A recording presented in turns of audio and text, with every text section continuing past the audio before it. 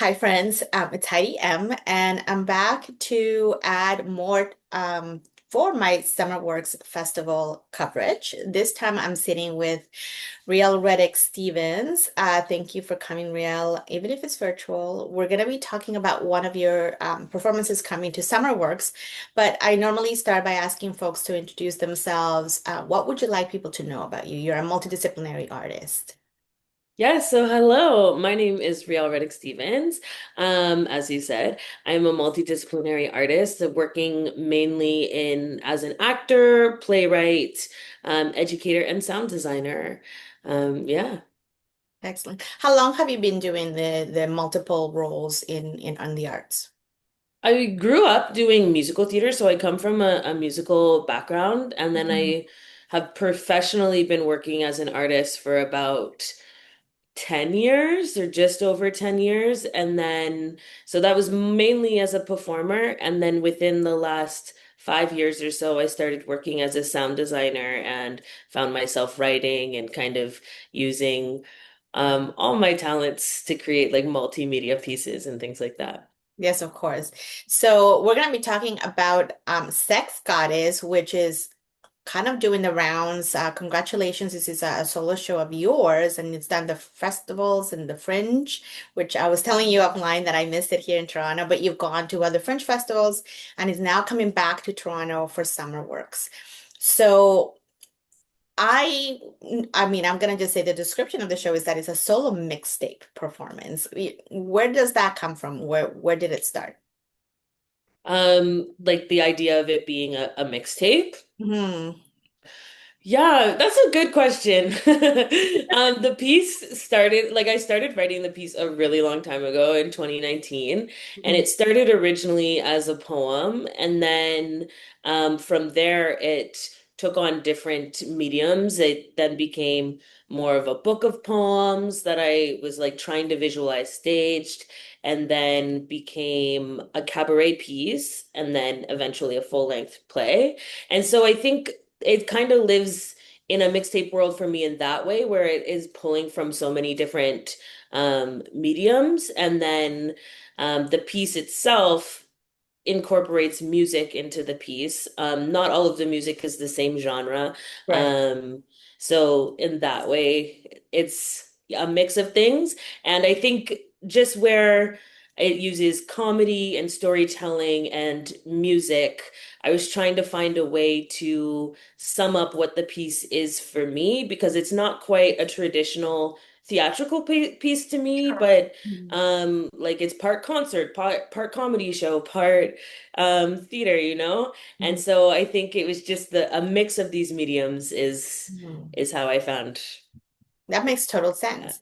So in the show, we're going to be following a performer named Reina, and it's sort of their journey of an album release. Is that it? Yes, Right. yes. So Reina is like a pop star, an emerging pop star, Mhm. and we meet her at the top of the show at the listening party for her newest album, Sex Goddess, Mhm. where we see that she's kind of now in a place where she seems to have made it. She has a whole fan base and things like that, and has a whole album. Right. But she tells us a story of one long whack night that kind of changed her life and her career forever. And it's the that night is the inspiration for her album. So we're hearing the story of that night interspersed with the songs from the album. Hmm. And so yes, we kind of see her she tells a story of how she goes on this journey trying to get signed by a big record label, Hmm. and trying to find her own voice within trying to get signed as well. Right. So you're the creator, and are you also performing the role of Reina? Yes, yeah, so I created it. I'm performing in it. I wrote the music. Yeah, I kind of am doing a lot of it right now. No, that's great. Where does Reina come from? I know there's the iterations of like the poems and out of the other versions of the sex goddess, but who is Reina? Where does she come from, like for you? Yeah, I'd say Reina is definitely a version of myself. Mm. Um, this past spring, I worked with To Be Young and Eat Africa, who has a phrase called biomyth. And so I would say the piece is very much, I wrote it before working with To Be, but felt like the word biomyth really summed up what the piece is, which is like it's coming from true experiences, but it's now heightened, names are changed, things like that, to then put it into a mythical world that is far away from me. Mhm. So yeah, Reina is definitely a version of myself. Sure. Growing up in theater, being a person of color who is often in white spaces and just a person in general, I have found myself like having to change or feeling like I've had to change who I am to be accepted into different spaces, into different relationships, Mhm. things like that. And so, yeah, that's one of Reina's main struggles is she's trying to figure out like who she wants to be and who she really is when all these other people are telling her who they want her to be, Sure. based on like her body, how she looks, things like that. And so that's kind of where it comes from for me. Mhm. That's great. I love Dabi's work, by the way. So Yeah, me too. connection there, right? So, as you've now kind of embarked on this journey and Reina's kind of, you know, come out to the world in sort of an audiences have had a chance to meet Reina and kind of go along with this wild ride of a night. What have you learned? What are some of the things that are kind of stayed with you? Has it changed like from the beginning of how you were doing the solo show first to what we're gonna probably get in a couple of nights or tomorrow? Oh Yes. my God, tomorrow, yes. Yes, it's tomorrow. It's coming so fast. Yes, it has changed. So, yeah, as we've been touring, it's been a pretty bare bones production. It's just been me and a stool and a mic stand, Yeah. and one stationary lighting look. The sound design has been pretty, I'm also the sound designer of the piece. The Yeah. sound design has been pretty complex or like more thought through, leaning more into that mixtape. But yes, now we have a new creative team and some set pieces, some lighting design. And so it's kind of I've been calling it an elevated version of what we've been touring, is what we will see at SummerWorks. Very nice. And this is how it goes, right? Like the French festivals are great for that, where you're also kind of presenting first versions, second, etc. And it's nice to be able to come back and, like you said, you have a team now. Um, Mhm. I'm curious about because this is like a music artist that we're going to be meeting, and what are the influences in the music that you've written for the show, or something around the music that you want to share? Yeah.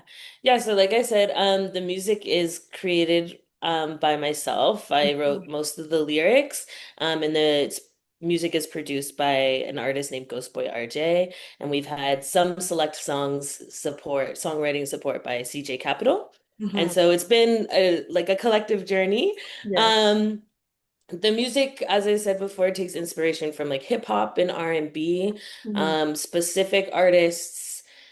When I originally started this, the artists that I was thinking of were like SZA or Beyonce, those types of artists. But as I've continued on, I feel like the artists who I identify with the most right now are people like Remy Wolf or Lola Young. Mhm. These like kind of newer artists who are like kind of genreless in a way. Yeah. And like what really struck me about like someone like Remy Wolf is she's still writing music that is like sexy and that is about sex, but then she's performing wearing like sweatpants and baggy t-shirts. And there is something about that that's so exciting to me that you can still be something who like you can still be writing about these things without having to like change your image or have a specific Mhm. image where what you would regularly think. So yeah, I'd say Remy Wolf, Lola Young, people like that. Very nice. You made an interesting comment there in terms of like even just how some artists present themselves, because we're used to obviously the music industry kind of folks in the industry tend to tell younger women or women in general and femmes how they should be presenting themselves. Is this something that you're consciously trying to address here or like get us to think about? Yes, the one of the core themes in the piece is over sexualization in performance industries, Right, and kind of what does that do to an artist, and like in general, what does that do to a person when you're constantly being looked at for just your body, or like constantly being catcalled or things like that? Like, what does that do? right. I think for myself, it has created a big disconnect in terms of I feel like my body has been the most interesting thing about me for so long, and I felt like at some points like that was the my way into places, or yeah, and so this is definitely something I'm trying to tackle in this show, is like how do we reclaim that, um and kind of turn it into something that we can have power over within ourselves, and reclaiming our own bodies when our bodies are the thing being sold, um as an actor or a singer or things like that. That's true. And I mean, and these are interesting themes, no matter what age we're at in our life, right, as women and men. Hmm. Anything that has like sort of stood out to you from like audiences' reactions or feedback that you've had about the show so far? Yeah, I think the biggest thing that's really stood out to me is that it really seems to connect with a whole wide, like a whole range of demographics. Right. I think when I was creating this, I had a very specific like group of people in mind. I was like, it will connect to young women of color, young adult women of color. And then when I started sharing it, there was like older women or older femme people, and men even, who were saying that they identify with the piece, or have experienced similar things, or felt like they had learned something new about the femme experience by watching it. Mhm. And so I think that's been the most surprising thing for me, is that there seems to be something in it for everyone, no matter where they're coming from or their perspective. Right. And yeah, I don't think that was something that I originally intended, which has felt pretty cool. That is kind of cool. And I think that also kind of makes linking it back to your comment earlier about um kind of having these performances that are not stereotypically theatrical, like the way that we expect theater to be and how we interact with the piece. Would you say that it's okay for us to react loudly or laugh? You know what I'm asking, right? Because sometimes in Yes. where like there's etiquette, and things like that. So I kind of want to know what it is, what can we do to help you kind of also enjoy yourself while you're on stage for us or with us? Yes. I love that question. Thank you. Yes, because I've a long time goer to the theater, and one of the things I dislike the most about theater, even though I love it, is that yeah, you usually have to sit so quietly, and can't make any noise. In this show, Reina invites us. At the top of the show, she addresses her audience, and she invites the audience to hoot, holler, and heckle however needed throughout Oh, the listen. And so there's like a direct invitation in this piece for people to show up as they are. And in terms of what SummerWorks has been helping us with there, is the space itself for all of our performances is a relaxed environment, which right. means that people can come and go as Mhm. needed throughout the show. So I think that helps in like what we're really trying to build with the show, is a space where you can feel comfortable to show up as yourself, the way that you would if you're going to a concert or a movie theater, things like that. Um, Really feeling like, yes, you're going to see a show and you might be learning new things, or enjoying something. But it is also a space where you can just relax and be yourself and Right. feel like you don't have to show up a certain way. How do you take that as someone who also is an audience member? I don't mind. I mean, I am okay with both, obviously, because I've been around for a while. But I do like being able to actually laugh out loud if if it's something that really kind of makes me want to laugh out loud. How do you feel when you're in the audience and are able to do those and react the way that Reina wants us to react? hmm I think for me, it makes a huge difference. I also am someone who is quite vocal and I love to laugh out loud, but I'm also someone who just like has verbal responses to things. So if someone's saying something, I'll be like, yes, like that type of stuff. Sure, like And don't go in so there. exactly. And for me, that adds to the story. hmm And I know sometimes, like as a performer, it can sometimes be stressful if people are constantly yelling at you or things like that. But sometimes as an audience member, it's so enjoyable to feel like, especially in theater, to feel like what you're adding as an audience member is directly influencing the performance as well. Sure. Like you're part of the story live with the actors. And so that's what, yeah, I really enjoy when there's space to react out loud. Yeah, and I would say that most of the time audiences are respectful too because they kind of know obviously if it's a bigger cast or when it's sort of okay to maybe vocalize something versus maybe not so much. Um, Exactly. but there's always room for learning and kind of understanding that we are in connection back and forth, as you were saying. Right. Is there an opportunity for feedback in any of the performances? I should probably, before I forget, we should mention that you have three performances. So August 8th to 10th. So we're speaking on Thursday, so Friday, Saturday, Sunday of this weekend. Um, will there be an opportunity for a Q&A or feedback? Yeah, so after tomorrow's performance, so Friday the 8th, there is a Q&A and a reception in partnership with Black Pledge. Hmm, So it will be hosted by one of the founders of Black Pledge, and we'll have a little Q&A, which will be really fun. There'll be some food and some music, and things like that. In terms of further feedback, we are looking to expand the show eventually. We are looking to tour it more internationally and then eventually turn it into a film. So feedback is welcome. We have a website, and if you come to the show, we have QR codes where you can scan, and we will take video testimonials, or you can send us an email of any feedback that you might have.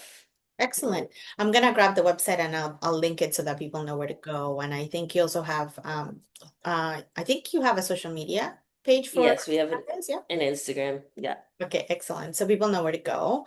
I'll be sure to tag that. Anything else you want audiences to know about Sex Goddess or anything else you're working on that you feel comfortable sharing? Um, No pressure. yeah, I just feel yeah, I would just love for people to come out and have some fun with us. I feel like we've covered most of the things that I feel warrant sharing right now, but yeah, just come out and have some fun. Exactly. I know. I think it's at this point we're giving you enough to get people excited and entice them, and now you gotta come and join and maybe have a dance. Exactly. Definitely have a dance. Exactly right. Riel, thank you so much. I appreciate your time and hopefully we'll bump into each other tomorrow. Yeah, thank you so much. Thank you.